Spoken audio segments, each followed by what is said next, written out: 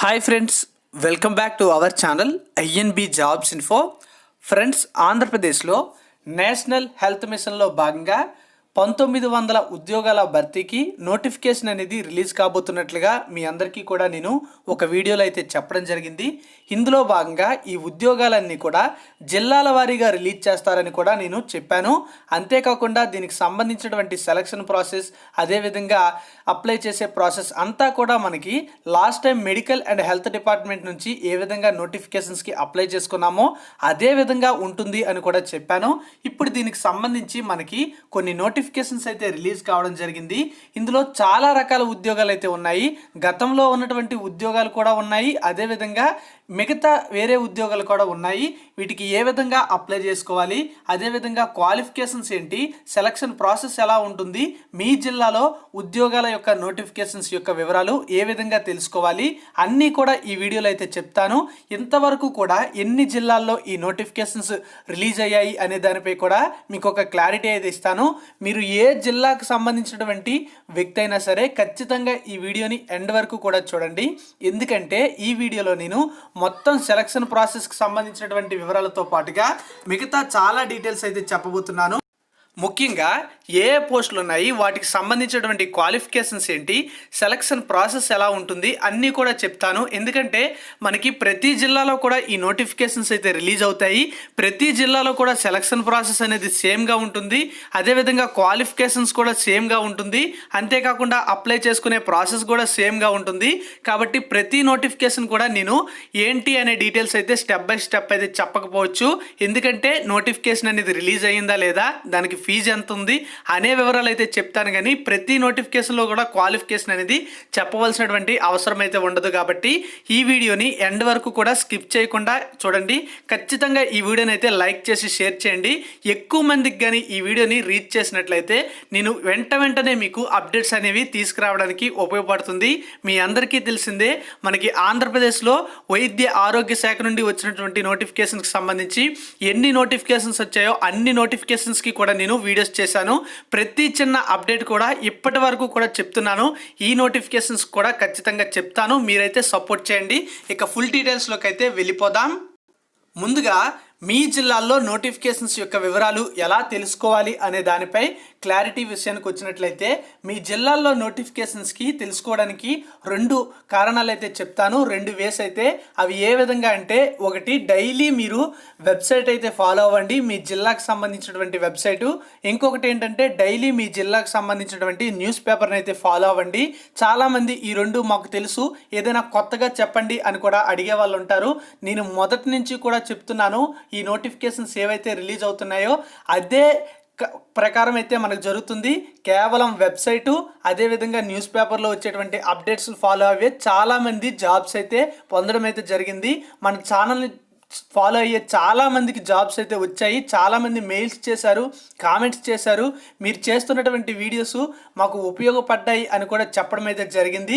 ఖచ్చితంగా అంతేకాకుండా చాలామందికి నేను డిఎంహెచ్ఓ ఆఫీసు, డిసిహెచ్ఎస్ ఆఫీస్లో వర్క్ చేస్తున్న వాళ్ళకి కూడా అడిగాను. వీటికి సంబంధించినటువంటి సమాచారాన్ని తెలుసుకోవడంలో ఇంకా ఏదైనా మెథడ్ ఉందా అని. వాళ్ళు కూడా చెప్పింది ఏంటంటే, ఖచ్చితంగా జిల్లాకు సంబంధించినటువంటి న్యూస్ పేపర్ని అయితే ఫాలో అవ్వమని చెప్పారు. అంతేకాకుండా వెబ్సైట్ని కూడా ఫాలో అవ్వమని చెప్పాడు. మాకు అడిగినా సరే మేము చెప్పలేకపోవచ్చు, కానీ మీరు న్యూస్ పేపర్ని ఫాలో అయినట్లయితే ఖచ్చితంగా అక్కడే అనౌన్స్మెంట్ అయితే వస్తుంది అని వాళ్ళైతే చెప్పారు. కాబట్టి మీరు డిస్ట్రిక్ట్ న్యూస్ పేపర్ని మాత్రం ప్రతిరోజు కూడా చదువుతూ ఉండండి, ఏ చిన్న అప్డేట్ కూడా మిస్ అవ్వకుండా ఉండాలంటే. అదేవిధంగా ఏదైనా అప్డేట్ ఉన్నట్లయితే మన ఛానల్ యొక్క జీమెయిల్ అనేది డిస్క్రిప్షన్లో ఉంటుంది. ప్రతి వీడియో యొక్క డిస్క్రిప్షన్లో అన్ని జిల్లాలకు సంబంధించినటువంటి లింక్స్ అయితే ఉంటాయి, వెబ్సైట్ లింక్స్. అదేవిధంగా అన్ని జిల్లాలకు సంబంధించినటువంటి ఏ అప్డేట్ వచ్చినా సరే నేను ప్రతి వీడియోలో కూడా తెలియజేస్తూ ఉంటాను. ఇక చూసుకున్నట్లయితే మనకి ఎన్ని జిల్లాల్లో నోటిఫికేషన్స్ రిలీజ్ అయ్యాయంటే, మనకి ఫస్ట్ నోటిఫికేషన్ అనేది కృష్ణా జిల్లాలో అయితే రిలీజ్ కావడం జరిగింది. ఆల్రెడీ ఆ విషయాన్ని నేను మార్నింగ్ వీడియోలో అయితే చెప్పాను. ఇంకా ఫుల్ డీటెయిల్స్ అయితే నేను నెక్స్ట్ వీడియోలో అయితే చెప్తాను అన్నాను. ఈ వీడియోలో ఫుల్ డీటెయిల్స్ అయితే చెప్తాను. ఇంకొక జిల్లాలో కూడా రిలీజ్ అయ్యింది, ఆ జిల్లా కూడా మీకైతే చూపిస్తాను. ప్రతి జిల్లాలో కూడా వచ్చేటువంటి అప్డేట్స్ అయితే సేమ్ ఉంటాయి కనుక క్వాలిఫికేషన్స్ యొక్క వివరాలు కూడా ఇప్పుడు చూద్దాం. ముందుగా కృష్ణా జిల్లాలో రిలీజ్ అయినటువంటి నోటిఫికేషన్కి సంబంధించినటువంటి ఫుల్ డీటెయిల్స్ అయితే చూద్దాం. అందరి కి కూడా ఉపయోగపడే విధంగా ఏవైతే కామన్ పాయింట్స్ ఉన్నాయో అవి కూడా ఈ వీడియోలో అయితే డిస్కస్ చేద్దాం. ముందుగా మనకి ఇక్కడ చూస్తే ఇది నేషనల్ హెల్త్ మిషన్కి సంబంధించినటువంటి నోటిఫికేషన్. ఇది ఎక్కడి నుంచి ఇస్తారంటే డిఎంహెచ్ఓ నోటిఫికేషన్ మనకి రిలీజ్ చేస్తారు. ఓకే, ప్రతి జిల్లాలో కూడా డిఎంహెచ్ఓ ఆఫీస్ అయితే ఉంటుంది కదా, ఆ జిల్లా నుంచి ఆ ఆఫీస్ నుంచి ఈ నోటిఫికేషన్ అయితే రిలీజ్ చేస్తారు. సో ప్రతి జిల్లాలో కూడా మీరు డిఎంహెచ్ఓలోనే అప్లికేషన్ కూడా సబ్మిట్ అయితే చేయాల్సి ఉంటుంది. ఇక్కడ చూస్తే 2020-21 సంవత్సరానికి సంబంధించి ఈ నోటిఫికేషన్ అయితే మనకి భర్తీ చేస్తున్నట్లుగా చెప్పడం జరిగింది. Applications should be submit at DMHO Krishna Machilipatnam, last date 10/10/2020 అని చెప్పడం జరిగింది. అక్టోబర్ 10 వరకు కూడా టైం అయితే ఇవ్వడం అయితే జరిగింది.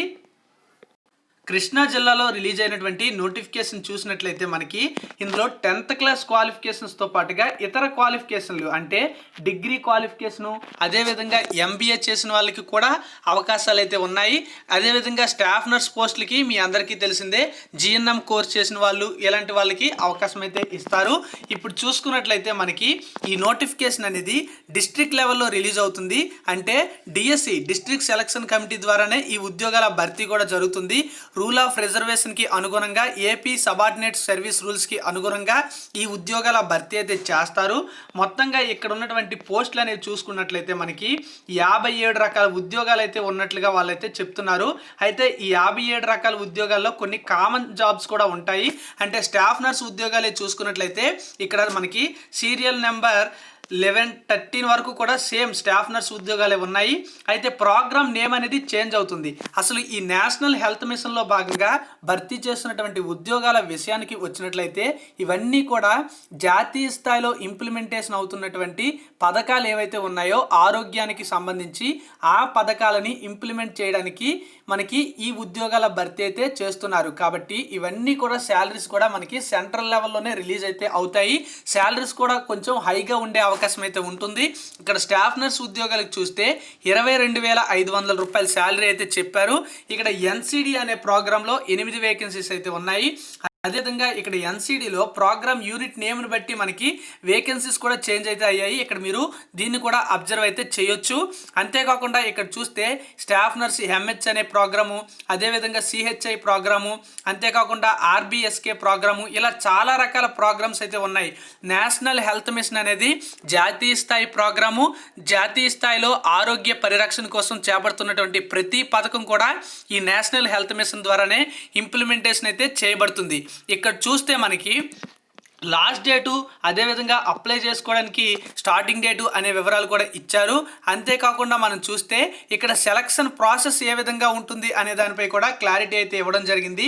మీరు ఏదైతే ఉద్యోగానికి అప్లై చేస్తున్నారో ఆ ఉద్యోగానికి అవసరమైనటువంటి అర్హత ఏదైతే ఉందో అందులో మీకు వచ్చినటువంటి మార్క్స్ నుంచి 75% మార్క్స్ అయితే తీసుకోవడం జరుగుతుంది.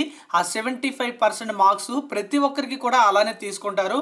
అంతేకాకుండా మరో 10 మార్కులు అనేవి మీరు ఏ ఇయర్లో అయితే క్వాలిఫై అయ్యారో ఆ ఎగ్జామినేషన్ అనేది అప్పటి నుంచి ఇప్పటి వరకు కూడా ఎన్ని సంవత్సరాలు అయితే అన్ని సంవత్సరాలకి కూడా ప్రతి సంవత్సరానికి 1 మార్క్ అయితే కేటాయిస్తారు. అలా మ్యాక్సిమము 10 మార్క్స్ మాత్రమే ఇవ్వడం జరుగుతుంది.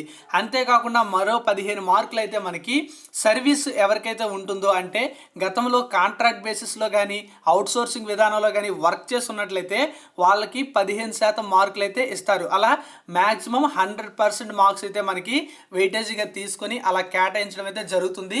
మనకి గతంలో రిలీజ్ అయినటువంటి నోటిఫికేషన్స్లో కూడా అలానే రిలీజ్ చేశారు.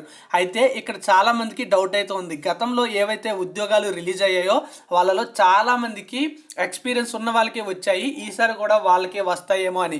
అయితే మీరు ఇక్కడ గమనించాల్సినటువంటి విషయం ఏంటంటే వాళ్ళు ఆల్రెడీ సెలెక్ట్ అయిపోయారు. మళ్ళీ ఈ జాబ్స్కి వచ్చే అవకాశాలు అయితే తక్కువ. సో ఇకపై మీకే అవకాశం అయితే ఉంటుంది. అయితే పోస్టులు బట్టి మీకు అవకాశం అయితే ఉంటుంది.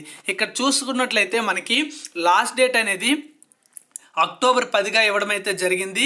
అదేవిధంగా మనకి మెరిట్ లిస్ట్ అనేది అక్టోబర్ 15వ తేదీన రిలీజ్ చేస్తారు. అంతేకాకుండా మనకి సెలక్షన్కి సంబంధించి ఫైనల్ మెరిట్ లిస్ట్ అయితే అక్టోబర్ 17న రిలీజ్ చేస్తామని చెప్పారు. ఎవరైతే సెలెక్ట్ అవుతారో వాళ్ళకి అక్టోబర్ 19వ తేదీన అపాయింట్మెంట్ లెటర్స్ అయితే ఇస్తారు.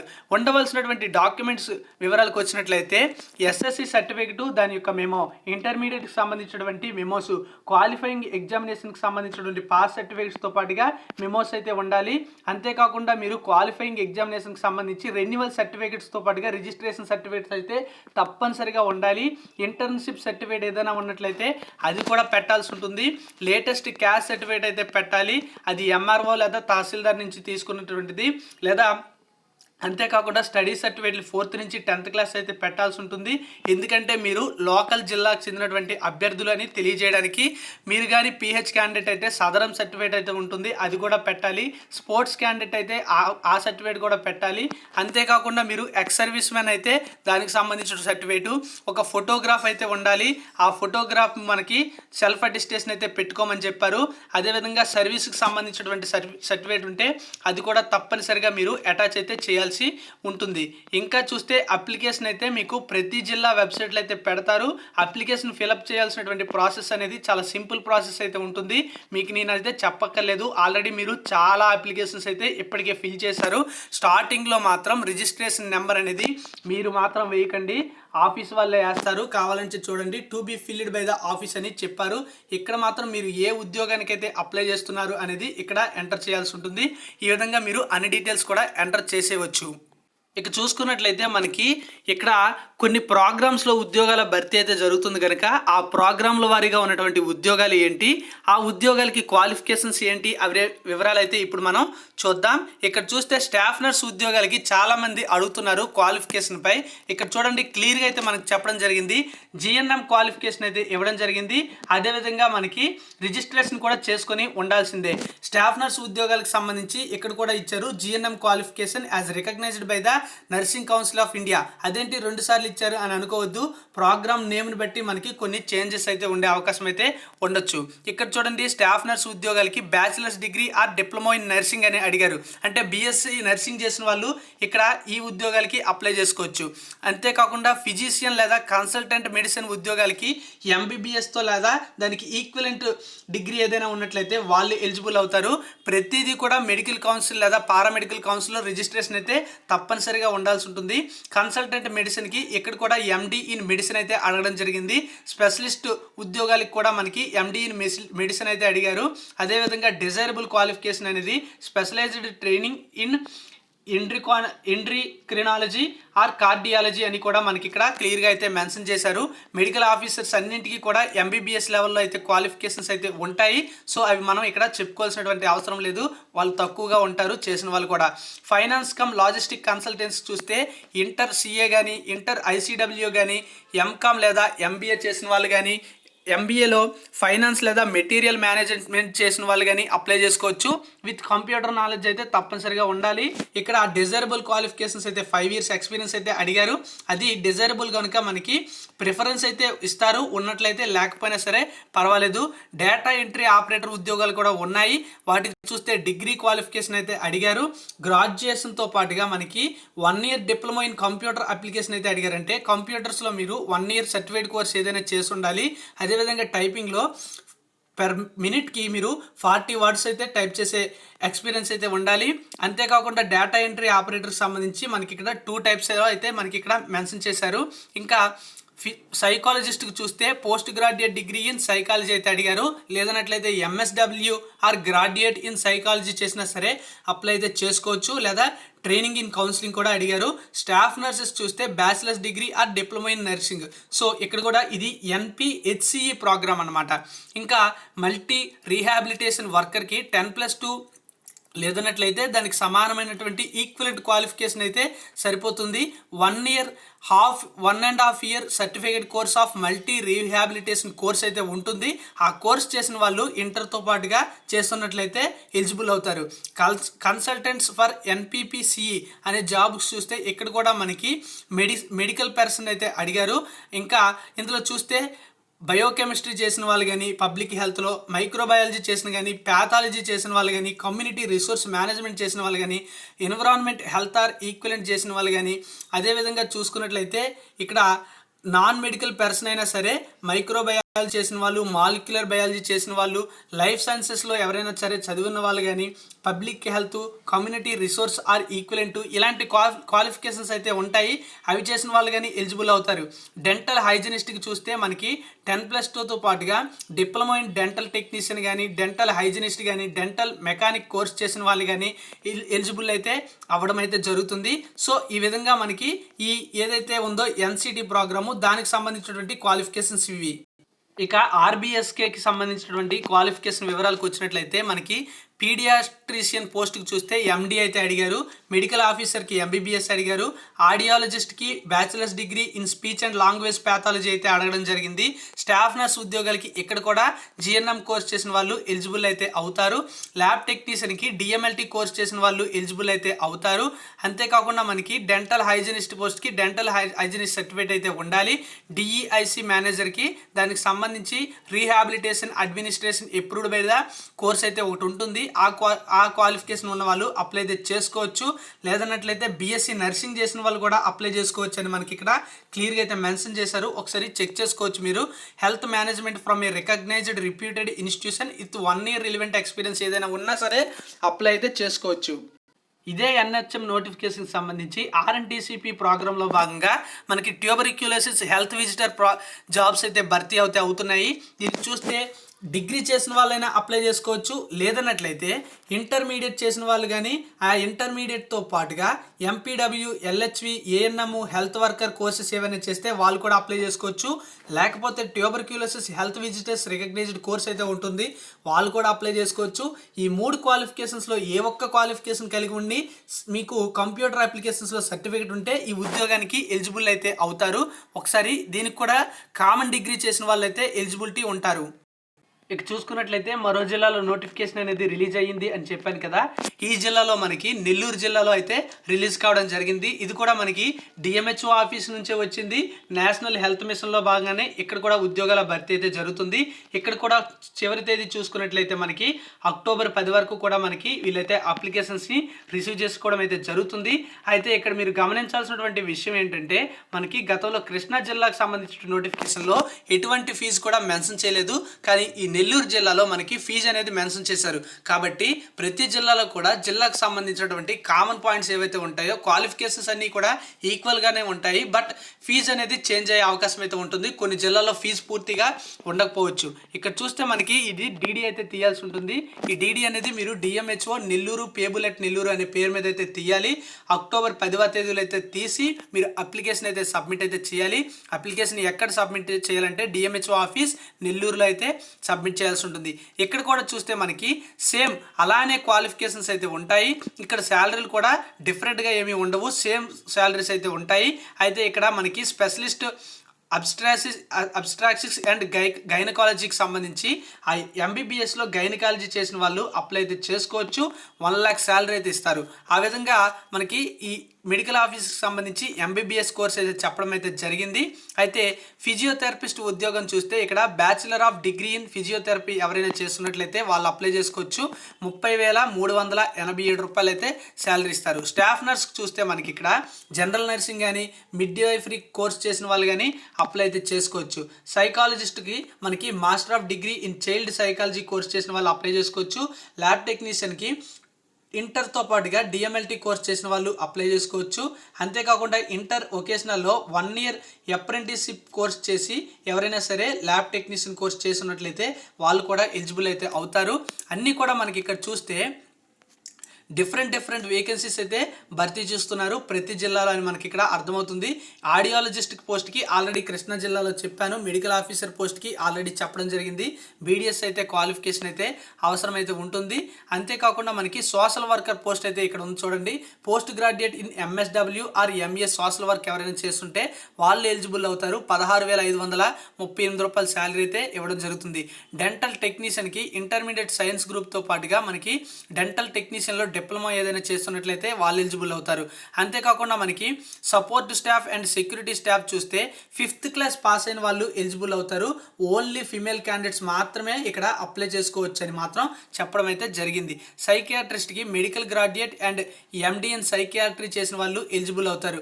అంతేకాకుండా మనకి మానిటరైజింగ్ కన్సల్టెంట్ ఉద్యోగానికి ఎవరైనా సరే గ్రాడ్యుయేట్తో పాటుగా ఎల్ఎల్బి కోర్స్ చేస్తున్నట్లయితే వాళ్ళు అప్లై చేసుకోవచ్చు. 3 to 4 years అయితే మనకి ఎక్స్పీరియన్స్ అయితే అడిగారు. అయితే ఎవరైతే ఆ ఎక్స్పీరియన్స్ అయితే ఉంటుందో వారికి ప్రయారిటీ అయితే ఇవ్వడం జరుగుతుంది. డిస్ట్రిక్ట్ ఎపిడమాలజిస్ట్ ఐడిఎస్పి పోస్ట్కి చూస్తే ఎంబీబీఎస్ అడిగారు. అదేవిధంగా టీబీహెచ్పి పోస్ట్కి చూసుకున్నట్లయితే మనకి ఇక్కడ ఇంటర్మీడియట్తో పాటుగా ఎక్స్పీరియన్స్ అయితే అడిగారు. అంటే ఏఎన్ఎంగా కానీ ఎల్హెచ్విగా కానీ ఎంపీడబ్ల్యూగా కానీ ఎక్స్పీరియన్స్ చేస్తున్నట్లయితే అప్లై చేసుకోవచ్చు. ఇక్కడ చూసుకుంటే మనకి అకౌంటెంట్ ఉద్యోగాలకి మీరు గ్రాడ్యుయేట్ ఇన్ కామర్స్ అంటే కామర్స్లో డిగ్రీ చేసి 2 years ఎక్స్పీరియన్స్ ఉన్నట్లయితే ఈ ఉద్యోగాలకి ఎలిజిబుల్ అవుతారు. అంతేకాకుండా మనకి అకౌంటెంట్ డిపిఎంఈ పోస్ట్కి డిగ్రీతో పాటుగా అంటే డిగ్రీలో కామర్స్తో పాటుగా 2 years ఎక్స్పీరియన్స్ అయితే సేమ్ అయితే అడగడం జరిగింది. అంతేకాకుండా హాస్పిటల్ అటెండెంట్కి 10th class అయితే అడిగారు. అయితే 3 సంవత్సరాల వర్క్ ఎక్స్పీరియన్స్ అయితే ఉండాలని చెప్పారు. అది గవర్నమెంట్ సెక్టార్లో అయినా పర్వాలేదు, ప్రైవేట్ సెక్టార్లో అయినా పర్లేదు. 12,000 రూపాయల శాలరీ అయితే ఉంటుంది. శానిటరీ అటెండెంట్ ఉద్యోగాలకి 10th classతో పాటుగా మనకి ఈక్వలెంట్ క్వాలిఫికేషన్ ఏదున్నా పర్వాలేదు. సేమ్ 3 years ఎక్స్పీరియన్స్ అయితే అడిగారు, ప్రైవేట్ ఆర్ గవర్నమెంట్. ఇంకా డెంటల్ హైజినిస్ట్ పోస్ట్కి చూసుకున్నట్లయితే మనకి ఇంటర్మీడియట్ సైన్స్ గ్రూప్ చేసింది, diploma in dental technician are dental hygienist post అనేది క్వాలిఫికేషన్ అనేది కలిగి ఉండాలి. ఓటీ టెక్నీషియన్ అంటే మనకి గతంలో ఈ కూడా పోస్టులు కూడా రిలీజ్ అయ్యాయి. Intermediate education from recognised board and diploma in operation theatre technology. Operation theatre టెక్నాలజీలో మీరు కానీ ఓటీ కోర్స్ చేస్తున్నట్లయితే అంటే ఓటీ కోర్స్ అనేది చేస్తున్నట్లయితే ఈ ఉద్యోగానికి ఎలిజిబుల్. 12,000 రూపాయల శాలరీలు అనేవి మీకు కనిపిస్తున్నాయి కనుక నేనైతే స్పెషల్గా అయితే చెప్పట్లేదు. అదేవిధంగా సర్టిఫికేట్స్ ఏమి ఉండాలి అని నేను గతంలో ఫస్ట్లో అయితే చెప్పాను కనుక ఇక్కడ కూడా సేమ్ అయితే ఉన్నాయి. అంతేకాకుండా మనకి లాస్ట్ డేట్ అయితే 2 నోటిఫికేషన్లు కూడా సేమ్ అయితే ఇవ్వడం అయితే జరిగింది. అంతేకాకుండా మనం ఇక్కడ చూస్తే ఏజ్కి సంబంధించి 42 years వరకు కూడా ఏజ్ అయితే ఉండాలి. అది ఎక్కడ ఇచ్చినటువంటి నోటిఫికేషన్ అయినా సరే ఓసీ క్యాండిడేట్స్కి 42, ఎస్సీ ఎస్టీ బీసీ వాళ్ళకైతే 47, అదేవిధంగా పీహెచ్ అండ్ ఎక్స్ సర్వీస్ మ్యాన్లకి అయితే 50 years వరకు కూడా ఏజ్ రిలాక్సేషన్ అయితే ఇవ్వడం అయితే జరుగుతుంది. June 1, 2020 తేదీ నాటికి ఇదంతా కూడా కౌంట్ డౌన్ అయితే చేయడం జరుగుతుంది. ఇంకా ఇక్కడ టోటల్ మార్క్స్ చూస్తే 100 మార్క్స్కి వీళ్ళైతే పరిగణిస్తారు ఈ సెలక్షన్ అనేది. అయితే ఇక్కడ మనకి ఏదైతే క్వాలిఫైయింగ్ ఎగ్జామినేషన్ ఉందో అందులో 90 మార్క్స్ అయితే పర్సంటేజ్ అయితే తీసుకుంటామని చెప్తున్నారు. ఇంకా ఎక్స్పీరియన్స్కి సంబంధించి ఇక్కడ ఏది కూడా మెన్షన్ అయితే చేయలేదు, కానీ ఇయర్ ఆఫ్ పాసింగ్ ఏదైతే ఉందో అప్పటి నుంచి ఇప్పటి వరకు ఎన్ని సంవత్సరాలు అయితే ప్రతి సంవత్సరానికి కూడా 1 mark అయితే ఇస్తామని చెప్పారు. కాబట్టి ఇక్కడ ఎక్స్పీరియన్స్కి సంబంధించి ఎటువంటి వెయిటేజ్ అయితే ఇచ్చినట్లుగా మనకైతే ఇక్కడ క్లియర్గా అర్థమైతే అవుతుంది, ఇవ్వట్లేదు. అయితే డిస్ట్రిక్ట్ సెలక్షన్ కమిటీలో ఎవరు ఉన్నారంటే మనకి డిస్ట్రిక్ట్ కలెక్టర్ అయితే ఉంటారు, వాళ్ళతో పాటుగా డిఎంహెచ్ఓ, డిసిహెచ్ఎస్, డిఎంఈ వీళ్ళందరూ కూడా హెడ్లు అయితే ఉండడం అయితే జరుగుతుంది. మీకు అప్లికేషన్ ఫామ్ అనేది వెబ్సైట్ నుండి అయితే డౌన్లోడ్ చేసుకోండి. సో ఈ విధంగా మనకి అన్ని జిల్లాల్లో రిలీజ్ అయ్యే నోటిఫికేషన్కి సంబంధించినటువంటి కామన్ పాయింట్స్ అయితే ఉన్నాయి. అదేవిధంగా ఈ జిల్లాలకు సంబంధించి అప్లై చేసుకోవడానికి లాస్ట్ డేట్లు కూడా నేనైతే చెప్పాను. ఇంకా ఏమైనా డౌట్స్ ఉన్నట్లయితే ఖచ్చితంగా కామెంట్ చేయండి. మీ అందరికీ కూడా ఉపయోగపడే విధంగా స్పెషల్ వీడియోస్ అయితే చేస్తూ ఉంటాను. వీడియో అయితే చాలా లెంత్ అయితే అయ్యింది. ఇంతవరకు కూడా ఎవరైతే వీడియోని ఎండ్ వరకు చూసారో వాళ్ళకి ఎంతో కొంత క్లారిటీ అయితే వచ్చి ఉంటుంది. ఎవరైతే పూర్తిగా చూడలేదో వాళ్ళకి చాలా డౌట్స్ అయితే ఉంటాయి, మనం ఏమీ చేయలేము. Thank you for watching. వీడియోని అయితే లైక్ చేసి షేర్ చేయండి. జై హింద్.